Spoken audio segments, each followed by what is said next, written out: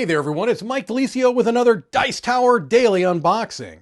Today we're going to be taking a look at the newest game from Stonemaier. This is Pendulum, Time Conquers All. It looks like 1 to 5 players, 60 to 90 minutes. In Pendulum, each player is a powerful noble vying to succeed the timeless king as the true ruler of Dunya, if I pronounced that correctly. Each noble in the game is unique. Players command their workers, execute stratagems, and expand the provinces in their domain in real time to gain resources and move up the 4 victory tracks: power, prestige, popularity, and legendary achievement. Pendulum is a turnless, real-time strategy game. For 1 to 5 players, players must use actual time as a resource. Well, that is something that sounds unique. I'm not sure I've played a game quite like that. Do love that cover. Here is what looks to be our rule book. And if you've played any of the more recent Stonemaier games, I think Wingspan would be a good example. That kind of thick, almost linen feel to the rule book. That definitely has it here as well. Here we've got our global setup, our player setup, the game basics, victory tracks, resources, and votes. Timers, rows, and action spaces.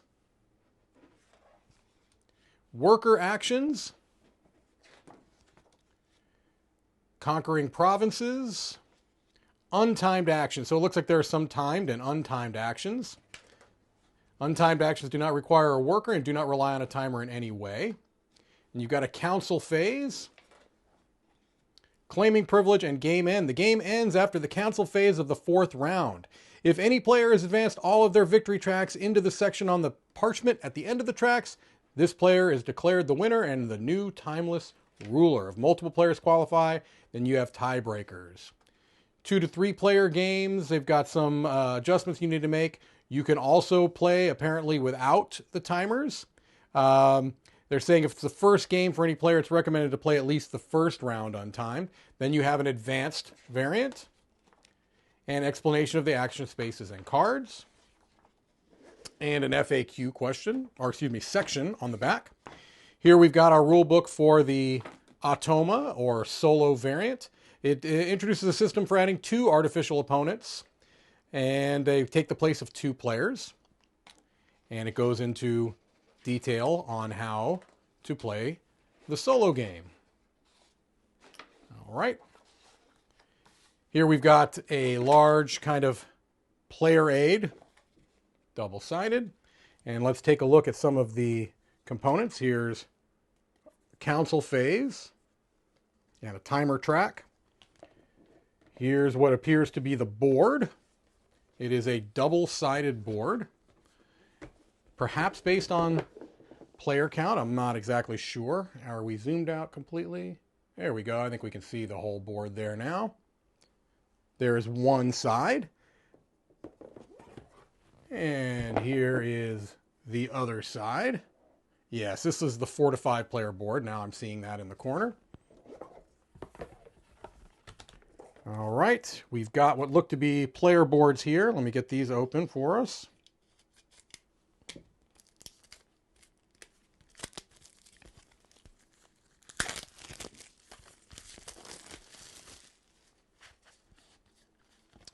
This is maybe it looks like kind of a market board, perhaps. I'm not sure if that's what we're calling it, but that's just what I'm calling it for the time being. And then we've got, for the Automa, this is for the solo variant of the game. And here we've got our player boards, which are double-sided. And these are, it's difficult to describe. They've got a texture, maybe familiar to the Tapestry boards if you've played Tapestry.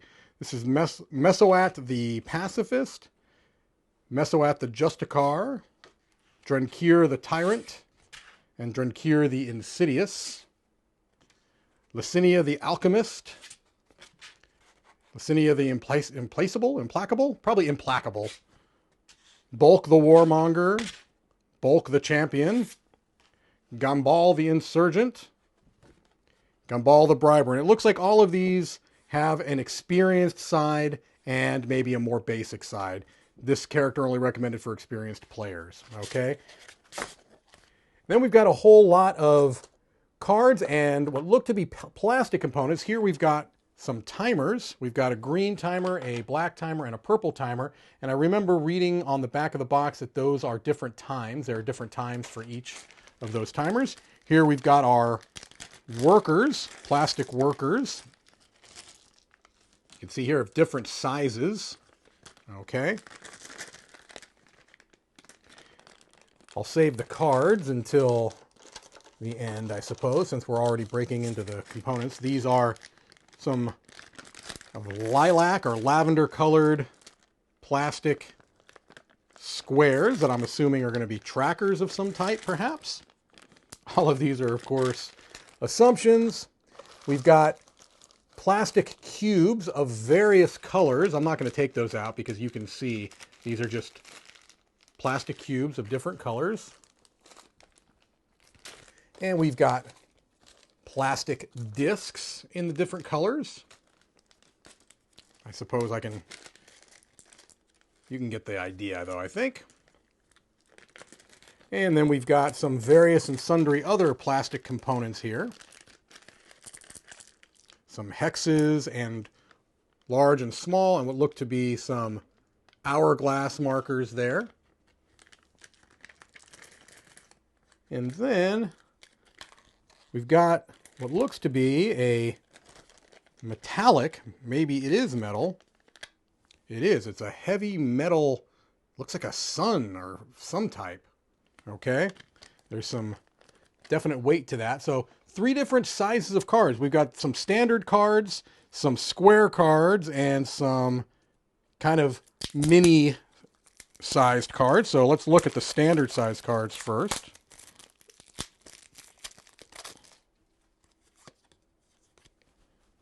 All right. Here we've got some elite troops.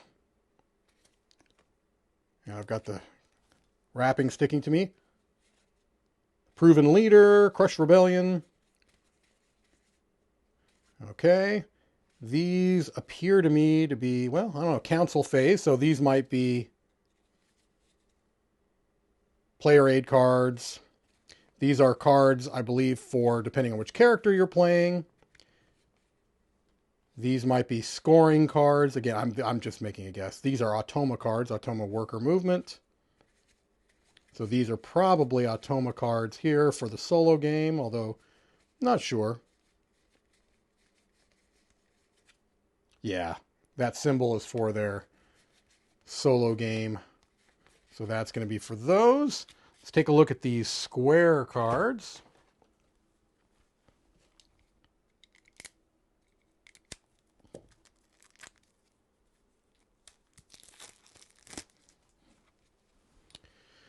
Castellat. So these maybe look like map cards. At least the back looks like a map of some kind. I don't know if these are maybe put together in such a way that you would be forming some type of a map. Just more conjecture, of course, on my part. The different colors. Some pretty cool art going on there. All right. And then finally, we've got these mini cards here.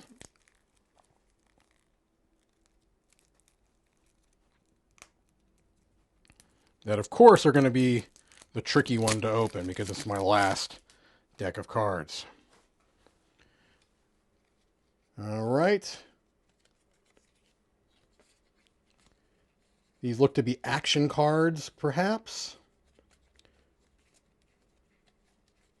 Look like resource conversion or maybe point scoring cards. Who knows?